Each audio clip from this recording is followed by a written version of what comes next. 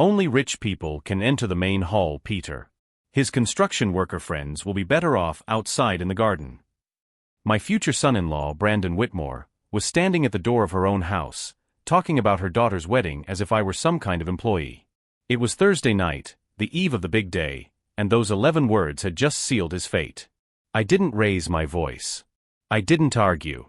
I just nodded slowly as a cold smile formed on my face. The kind of smile my workers knew well and meant someone was about to learn a very expensive lesson. My name is Peter Chun, and at 52, I never imagined I would be planning to destroy my own daughter's wedding. But I also never imagined that a spoiled playboy would have the audacity to tell his own father who was worthy or unworthy of entering the hall he was paying for himself. Brandon thought he was talking to a simple building contractor who had gotten lucky in life. He had no idea that the immigrant he was looking down on controlled the relationships that would make or break his $150,000 wedding. 24 hours later, all that money would have evaporated. Her reputation would be in tatters. And 120 guests would discover who really deserved respect in that family. The disrespect didn't start on Thursday. It had been growing for months, like a silent crack in poorly cured concrete. It started in March, when Brandon first saw the guest list I had prepared. 32 names. My oldest workers. Chen Wei, my cousin who taught me English when I arrived from China at the age of 23 with only a worn dictionary. Mike O'Brien, the Irishman who lent me $5,000 in '97 when no bank would trust an immigrant. Tony Vasquez, who worked with me from the first contract until we built Chen and Associates. These men weren't just employees. They were brothers. Dad, maybe we need to rethink some of these invitations, my daughter Jennifer said softly, with Brandon beside her like a possessive shadow. The Whitmore family has certain expectations. Brandon nodded in agreement.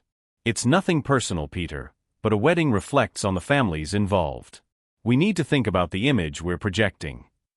Image. That word would haunt him for weeks. By April, my list had been refined. My construction workers were out. His friends from the chess club in Chinatown, eliminated. Even Mrs. Liu, who looked after Jennifer while he worked 18 hours a day, was deemed unsuitable for a Whitmore event.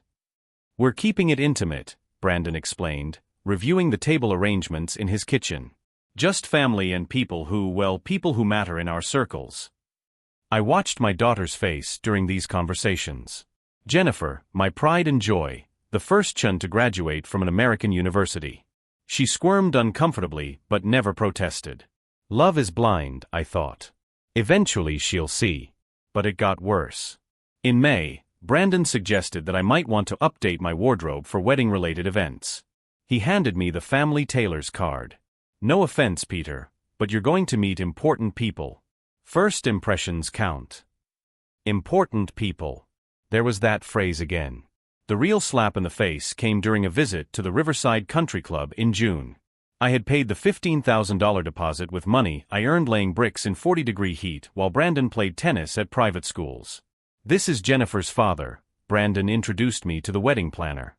He's a contractor. The way he said it, as if I built sewers instead of the luxury homes where his friends lived.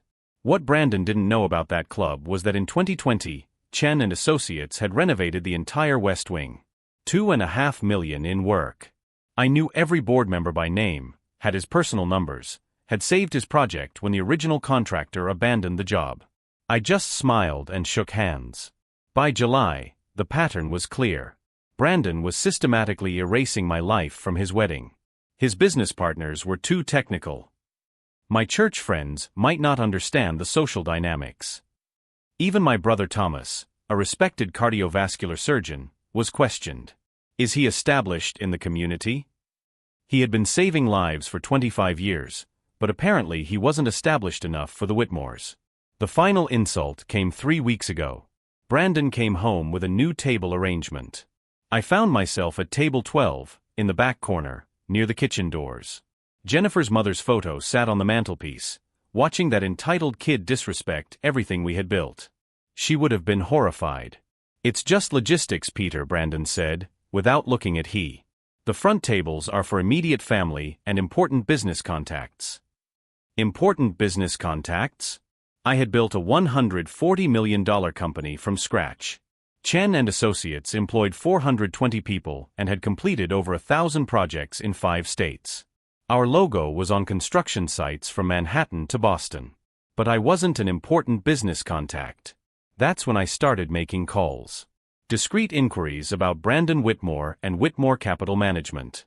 What I discovered made my blood run cold and my resolve solidify like concrete. Brandon wasn't just dismissing my past. He was hiding his own rotten secrets.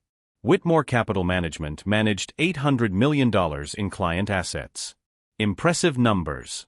But my private investigator, the same one I used to check employee backgrounds, found some interesting discrepancies. Embezzled funds. Suspicious transfers. Gambling debts totaling $500,000 at casinos in Atlantic City and Las Vegas. Brandon Whitmore, the man judging my worth, was stealing from elderly clients to fund his addiction. The Securities and Exchange Commission had opened a formal investigation 3 months ago. Federal agents were building a case. Brandon's perfect wedding would take place just weeks before his perfect world came crashing down. But he didn't know that I knew. He thought he was marrying money. Her money, to solve his problems. On Thursday night, when he stood in her living room and dismissed her immigrant friends, something clicked.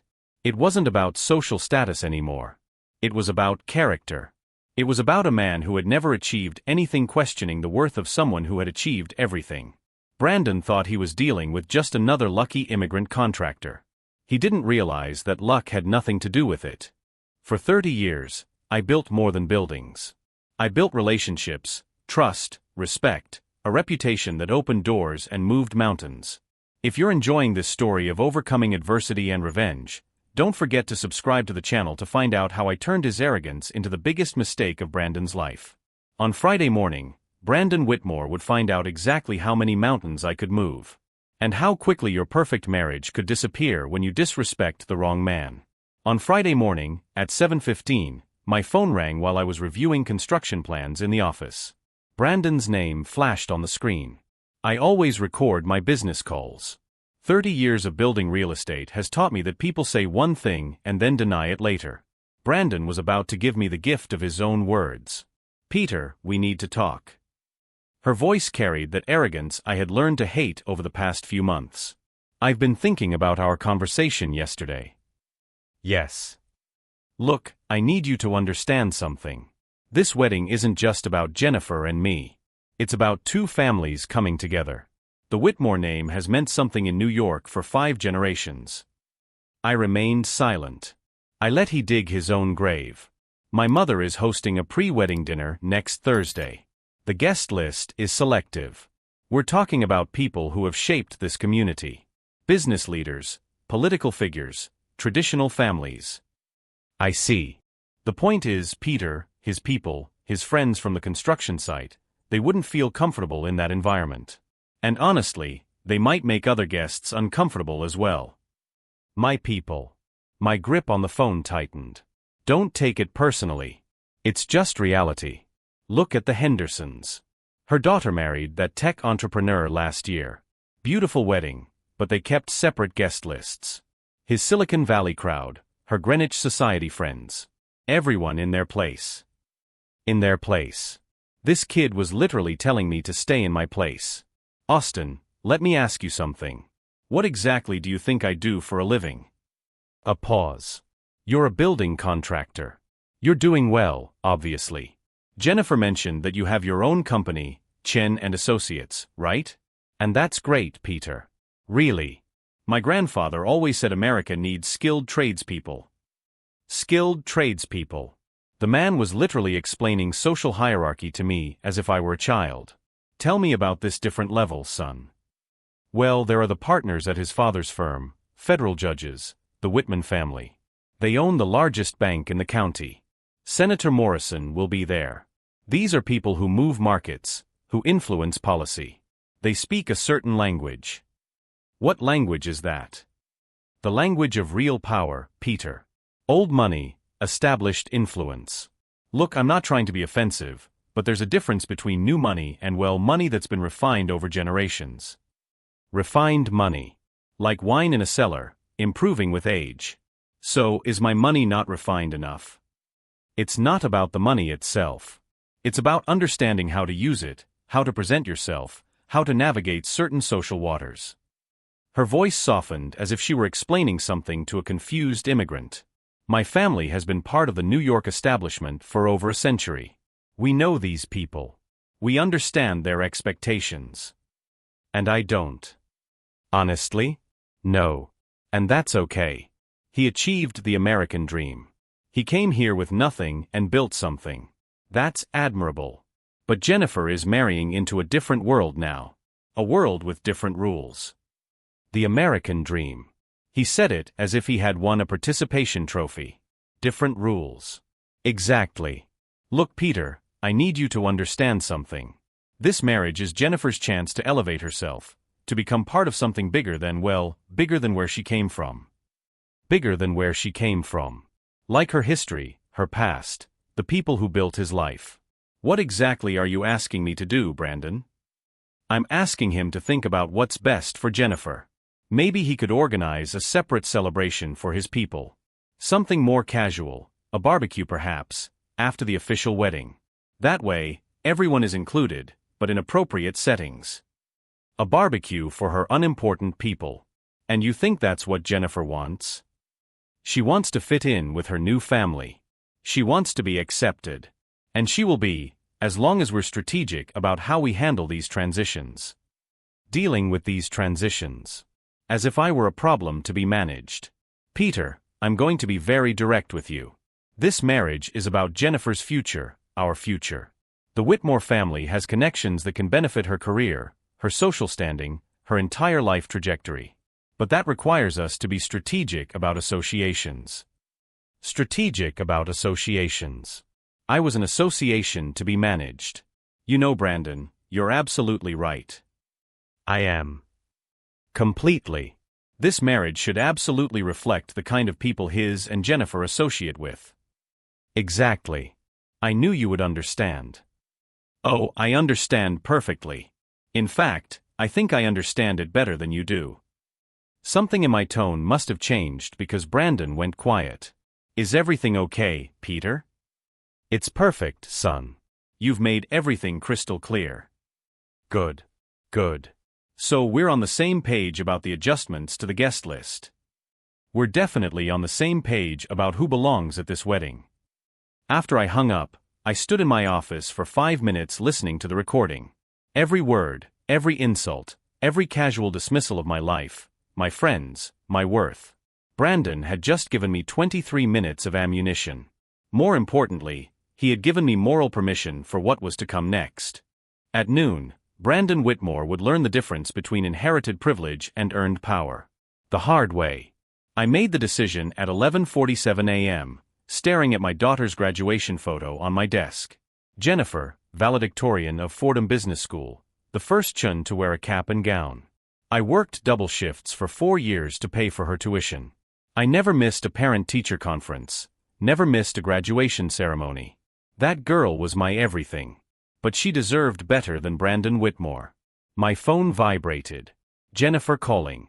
Dad, Brandon said you guys had a good talk this morning. He said he understood about the wedding arrangements. Her voice sounded relieved but fragile, as if she had been holding her breath for months. We definitely understand each other, sweetheart. I'm glad.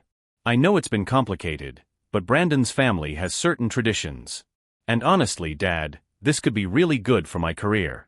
His father's firm represents some important corporations. There could be opportunities. Jennifer, do you love him? Silence. Too long a silence. Of course I do, Dad. Why would you ask that? Because love doesn't ask you to be ashamed of where you came from. Another silence. When she spoke again, her voice was smaller. I'm not ashamed, Dad. I'm just trying to fit into his world. And sometimes that means making adjustments. Adjustments. Just like his fiancée said.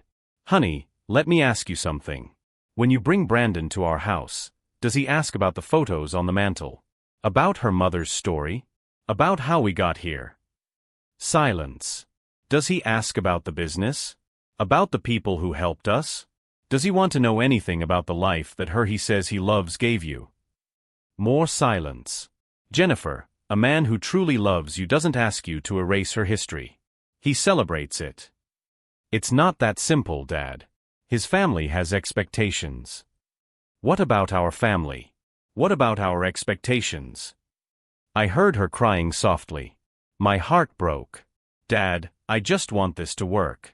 I want to be accepted. My daughter, you don't need to be accepted by people who don't accept you for who you are. After she hung up, I sat there for 10 minutes thinking about the man Jennifer was about to marry. A man who saw her father as a liability. A man hiding his own crimes while judging my character. A man who would spend his entire marriage teaching her to be ashamed of the strength that made her extraordinary. That's when I opened my laptop and started making calls. First call, Marcus Chun, his private investigator. Marcus, I need everything you can get on Brandon Whitmore and Whitmore Capital Management. Financial records, customer complaints, SEC filings, everything. How fast do you need it? 3 o'clock this afternoon. Damn, Peter, that's tight. Squeeze harder. There's a $10,000 bonus if you deliver. Second call, Riverside Country Club. Hello, Mrs. Chun. This is Peter Sterling from Chen and Associates. I need to discuss the Whitmore Chun wedding reservation. Yes, I know it's short notice. No, there was a family emergency. The conversation lasted 12 minutes. Mrs. Chun was understanding. The $15,000 deposit would be fully refunded due to the circumstances. Third call, Four Seasons, New York. Mr. Rodriguez, Peter Chun. We remodeled her kitchen in 2019. That's right, the one that came in under budget and ahead of schedule. I need a favor. The Four Seasons was Brandon's backup venue. The presidential suite he booked for $2,800 a night? Suddenly unavailable due to a plumbing emergency that would require extensive work from Chen and Associates. Fourth call, Glen Cove Mansion. This one was personal. I built his entire marina in 2018. I saved them $400,000 when the original contractor tried to cut corners with inferior materials. The owner, Bill Patterson, owed me more than money. He owed her reputation. Bill, it's Peter. I need you to cancel the Whitmore wedding reservation. No, I can't explain right now. Yes, I know it's his biggest event of the quarter. Bill, trust him on this one. By 2 o'clock in the afternoon, Brandon's perfect wedding venues were disappearing one by one. But I wasn't done. At 2:47, Marcus called back. Peter, you won't believe what I found. Brandon Whitmore is up to his neck in it. The SEC has been investigating Whitmore Capital Management for 8 months. Misappropriation of client funds. We're talking $2,300,000 in suspicious transfers. Go on. It gets worse. The guy has gambling debts. Big ones. $400,000 to 3 different casinos. Rumor has it that he's using client money to cover losses. When does this go public? FBI raid scheduled for Monday morning. Arrest by Tuesday. Brandon Whitmore had 1 weekend left as a free man. 1 weekend to learn what happens when you disrespect the wrong immigrant. But what Brandon didn't know, what no one but me knew, was exactly how many relationships I had built over 30 years. And how quickly those relationships could turn his perfect marriage to ashes. Friday, 3:15 p.m. Brandon's panic began with a call from the wedding planner. I know this because Jennifer called me 20 minutes later, her voice shaking. Dad, something strange is happening. Austin just got a call from the planner. The Riverside Country Club canceled our reservation. They said there was a family emergency, but that doesn't make sense. We had contracts. That's strange, honey. And the Four Seasons called too. They said there's a plumbing problem in the presidential suite. Major repairs needed. They're refunding our deposit. He made understanding sounds as he reviewed his list of clients at Chen and Associates. 30 years of building relationships was about to pay dividends. Dad, Brandon is freaking out. He's calling everyone he knows, trying to find another venue, but everything good is booked months in advance. I'm sure he'll figure something out. What Brandon didn't know, what no one knew except his, was just how deep Chen and Associates' roots were in New York. We hadn't just built buildings. We had built the social infrastructure of an entire community. 3:45 in the afternoon. His phone rang. Glen Cove Mansion. Mr. Chun, this is Jennifer from Glen Cove. I wanted to personally apologize for the cancellation of the Whitmore wedding. Mr. Patterson explained that there were family circumstances. Thank you for calling, Jennifer. We are refunding the $15,000 deposit in full. And Mr. Patterson wanted me to tell him that if he needs anything at all, just call. Bill Patterson understood loyalty. When his marina project ran into licensing problems in 2018, I personally took the plans to City Hall, called in favors, and smoothed the way. Glen Cove opened on schedule because of the relationships I had spent decades building. 4:20 in the afternoon. Jennifer called again. Now she sounded scared. Dad, 3 more venues have cancelled. The Rye Golf Club, Sleepy Hollow Country Club, even the Maritime Aquarium in Norwalk. They all have different excuses, but Brandon says it can't be a coincidence. It wasn't a coincidence. It was a masterpiece of leverage. Rye Golf Club. Chen and Associates built the club's new headquarters in 2020. The project manager still sends me Christmas cards. Sleepy Hollow. We renovated the entire pro shop after the flood in 2019. We saved $200,000 by working around his tournament schedule. Maritime Aquarium. My company installed the new air conditioning system. The curator's daughter works in my accounting department. Brandon thinks someone is sabotaging us, Dad. He's talking about hiring a private investigator. That seems extreme, honey. It seems? Dad, Brandon asked her something today. He asked if you knew people in those places, if you had connections. I was silent. Dad, what did you tell him? I told him you were just a building contractor. That you wouldn't have that kind of influence. Just a building contractor. Even her own daughter had bought into Brandon's narrative. Jennifer, let me ask you something. In 30 years, how many buildings do you think Chen and Associates has worked on? I don't know. Dozens. 847 completed projects. Shopping malls, office buildings, restaurants, hotels, country clubs, private homes. We've employed over 600 people over the years. Subcontractors, suppliers, vendors. We've done business with every major construction company from here to Albany. Silence. When you build someone's dream, Jennifer, he remembers. When you save his project, solve his problems, deliver on time and under budget, he remembers. When you employ his children, hire her cousins, sponsor her Little League baseball teams, he remembers. Dad, what are you saying? I'm saying that maybe Brandon doesn't understand what 30 years of honest work really builds. 5:30 in the afternoon. Brandon called me directly. Her voice was tense, controlled, but I could hear the panic underneath. Peter, I need to ask you something, and I need you to be straight with me. Sure. Do you have business relationships with any of the venues we were considering? I've done work for several clients over the years. Why? Because 7 venues canceled our wedding today. 7. That doesn't happen by accident. That does sound unusual. Peter, I need to know. Are you interfering with my wedding? The question hung in the air. Brandon Whitmore, the man who had spent months explaining to me how unimportant I was, now suspected that I had the power to dismantle his perfect day. Brandon, let me ask you something. Yesterday you told me I didn't understand important people. Today you're asking me if I have enough influence to affect his wedding. Which is it? Silence. I mean, according to his judgment, I'm just a lucky immigrant contractor. How could someone like me possibly have connections to 7 different high-end locations? Peter. Unless, of course, he was wrong about what I've built here. Unless 30 years of hard work has actually given me something more than luck. I could practically hear him sweating. Look, if there's been any misunderstanding. No misunderstanding, Brandon. You've been very clear about his opinion of her. And I've been very clear about understanding exactly where I stand. What do you want? There it was.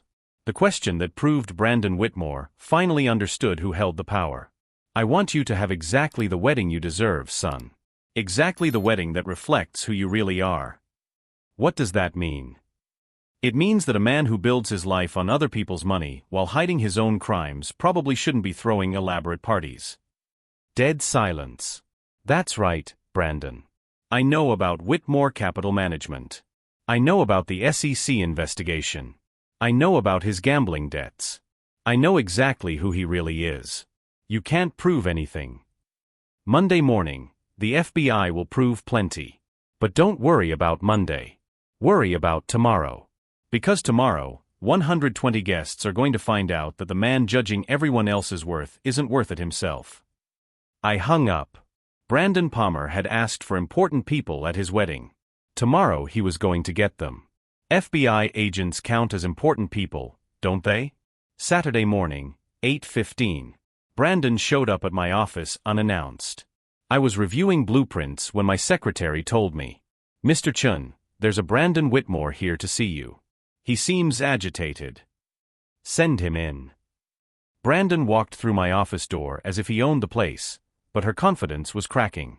Her designer suit was wrinkled, her hair was messy, and she had deep circles under her eyes. She was a man who hadn't slept. "We need to talk."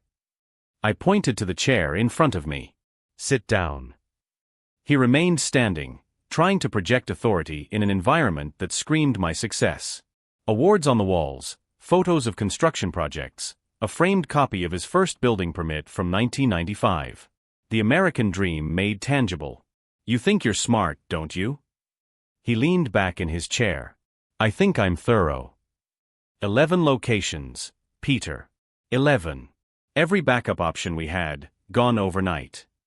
That's unfortunate. Cut it out.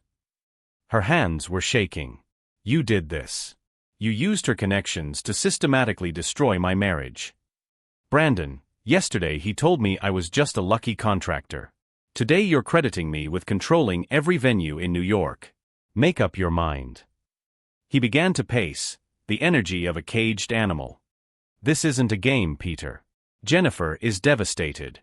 Her dream wedding is ruined because you can't handle being excluded from the popular kids' table." Excluded from the popular kids' table. He was still talking to me like I was a child. "Sit down, Brandon." Something in my tone made him freeze. I said, "Sit down." He sat down. I opened my desk drawer and pulled out a manila folder. 47 pages of SEC investigation documents. Brandon's eyes widened when he recognized the federal letterhead. "Let's talk about gambling, son. You've been playing a big game. $2,300,000 in client funds. 12 separate transactions.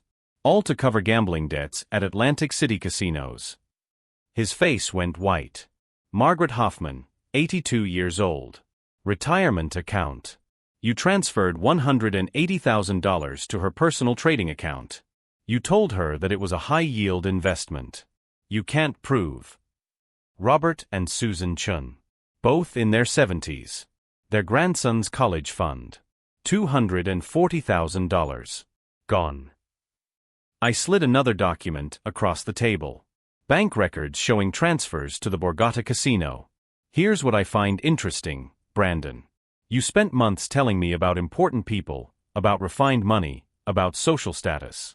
But all the while he was stealing from elderly clients to fund his gambling addiction. It's not theft. It's temporary liquidity management. Temporary liquidity management. Even facing federal charges, he was talking in euphemisms. The FBI doesn't see it that way. Neither do his clients. Nor do the federal prosecutors who have been building this case for 8 months. He leaned forward, desperate. "Look, Peter, maybe we can work something out. The marriage, Jennifer, she doesn't deserve to suffer for our disagreements. Jennifer deserves better than you. I love her. You love her money. My money. You thought marrying Jennifer would solve his financial problems. It would give him access to Chen and Associates' assets. It would let him pay back what he stole before anyone noticed." His silence confirmed everything. "Here's what's going to happen, Brandon. On Monday morning, FBI agents will arrest him for wire fraud, embezzlement, and securities violations. His assets will be frozen. His reputation will be destroyed.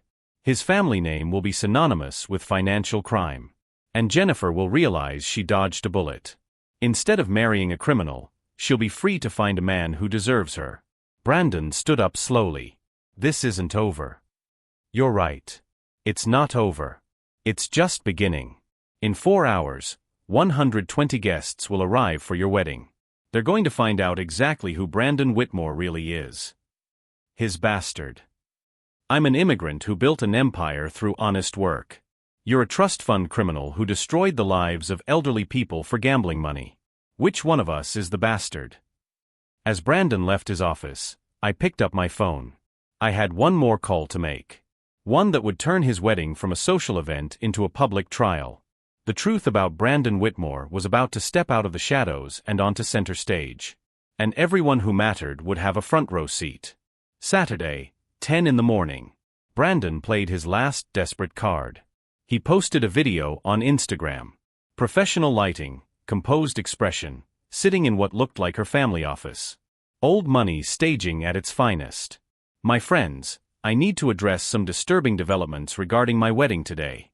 It has come to my attention that certain individuals have been using unethical business practices to interfere with private family celebrations. The comments were already flooding in. Friends of the Whitmore family expressing outrage, social connections offering support, old money New York closing ranks. Without naming names, I want everyone to know that intimidation and commercial coercion will not be tolerated. The Whitmore family has served this community for 5 generations. We will not be intimidated by those who confuse wealth with class. Wealth with class. Brandon was doubling down on social hierarchy, even as he faced federal charges. Jennifer called me 10 minutes later, crying. Dad, have you seen it? People are sharing it. Brandon's friends, the family's connections. They're saying terrible things about new money, about immigrants who don't understand American values. American values. From a man who stole $2,300,000 from elderly people's pensions. The comments are getting worse, Dad. Someone posted photos of our house, calling it immigrant ostentation.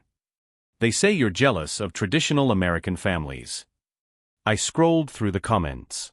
Margaret Whitmore, Brandon's mother, had shared the post with her own comment. Some people never learn his place in society, no matter how much money he accumulates. His place in society. Then I saw something interesting. Senator Morrison had liked the post. The same Senator Morrison who had been at several Chun and Associates grand opening events, praising my contribution to local economic development. At 11 in the morning, my phone rang. Bill Patterson from Glen Cove Mansion. Peter, I'm seeing activity on social media. People questioning his character, her business practices. Some of his directors are concerned about our association. If this gets ugly. It's already ugly, Bill. The question is whether you believe in what I've built or what Brandon Whitmore inherited. Pause. What aren't you telling me, Peter? Monday morning, Brandon Whitmore will be arrested by the FBI. Wire fraud, embezzlement, securities violations. He stole over $2 million from elderly clients to cover gambling debts. Dead silence. My God, Peter. Are you sure about this? I have the federal investigation documents. 47 pages of evidence. Bank records, wire transfers, customer complaints. Brandon Whitmore is a criminal who has been using the family name to cover up crimes. And he's trying to destroy her reputation to save his own. Exactly. At 11:45, I made my own post on social media. Not a video, just text. Simple and direct. To the New York community. Tomorrow, federal agents will arrest Brandon Whitmore for embezzling $2.3 million from elderly clients. Before you judge immigrant values versus American values, ask yourself what values include stealing from grandparents to fund gambling addictions. I attached a document.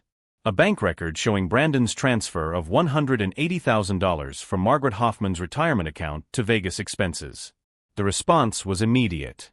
Margaret Whitmore called, calling my post fake news and demanding that I retract my slanderous accusations.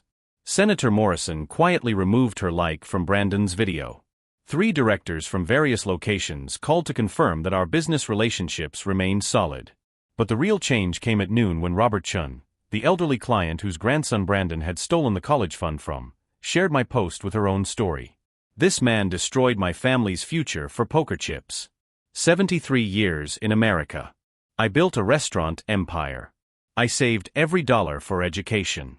Brandon Whitmore stole my grandson's Harvard dreams for blackjack tables. Then Susan Hoffman posted, "My husband died believing our retirement was secure. Brandon Whitmore spent our life savings in casinos while I ate cheap food to pay medical bills." 12 more victims came forward in 2 hours.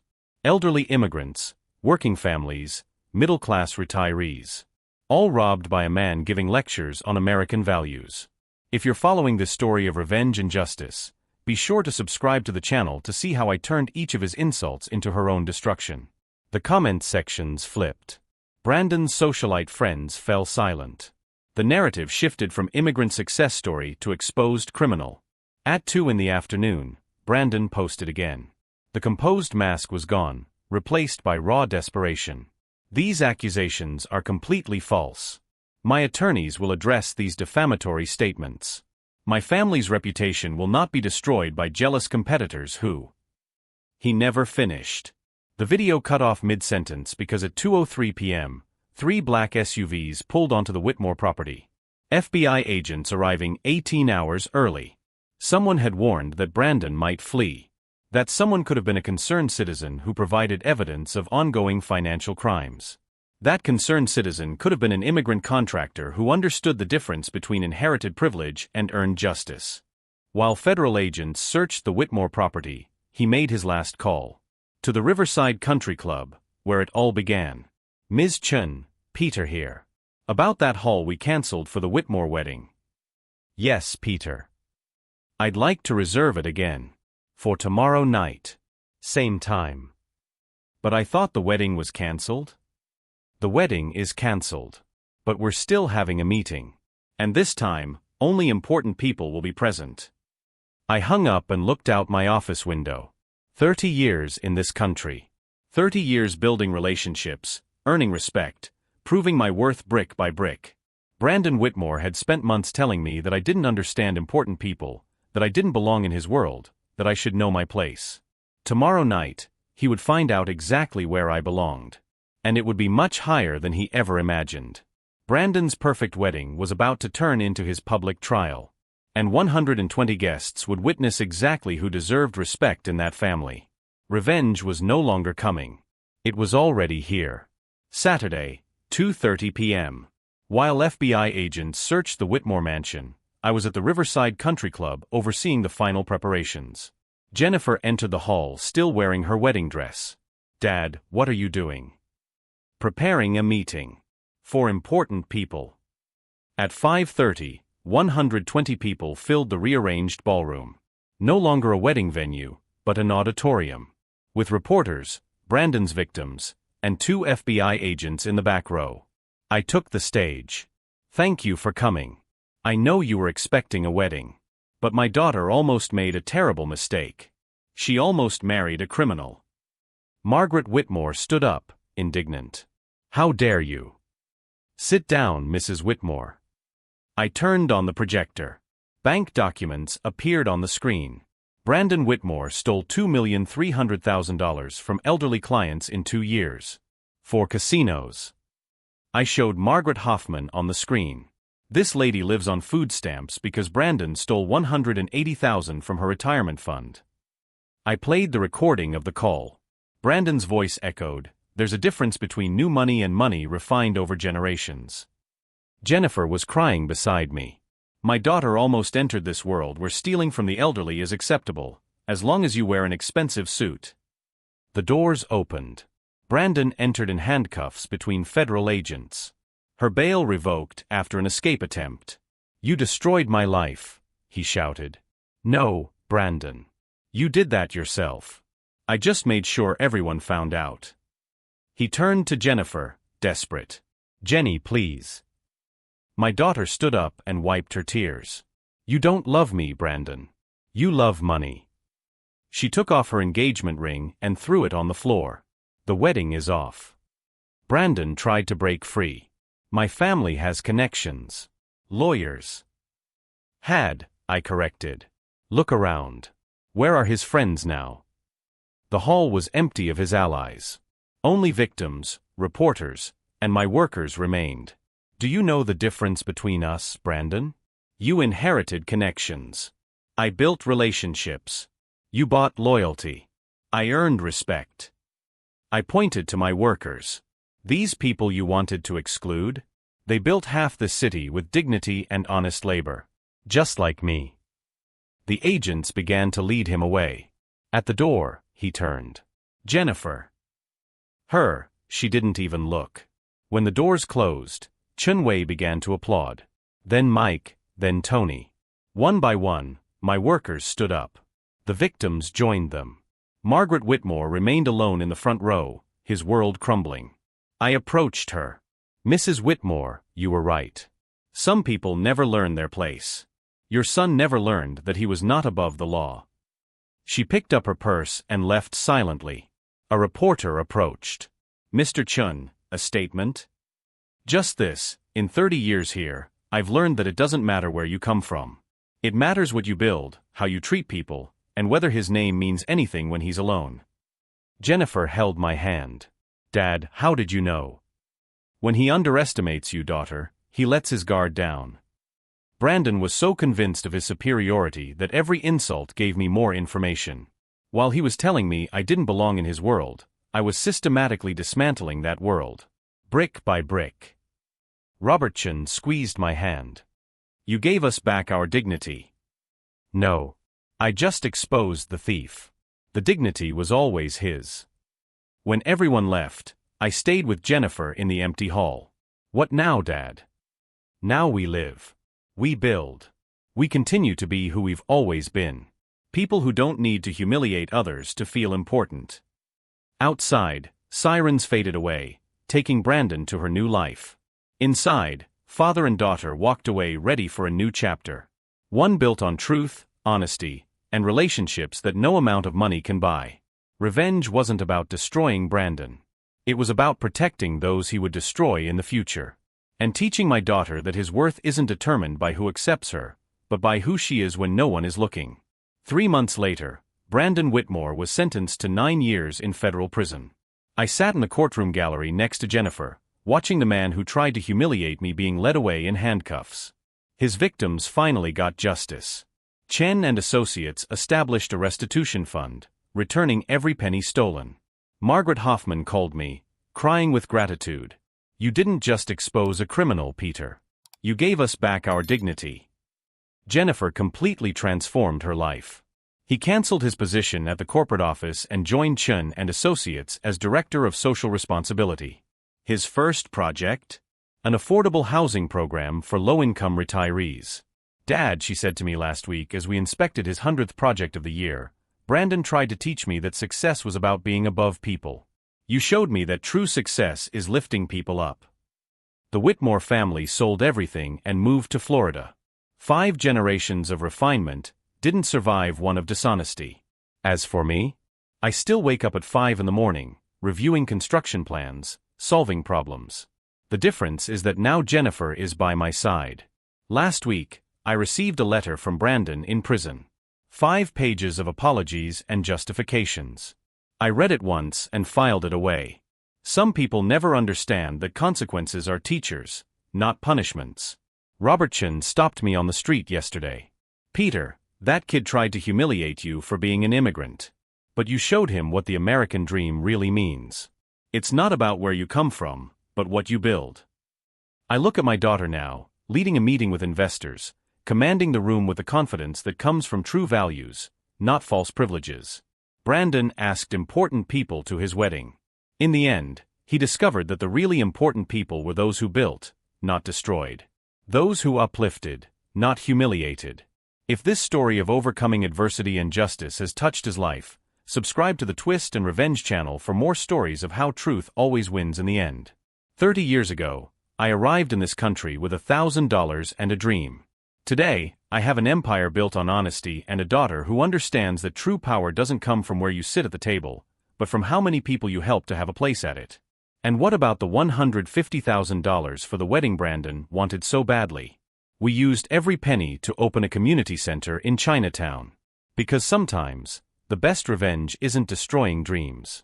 It's building better dreams for those who have been forgotten.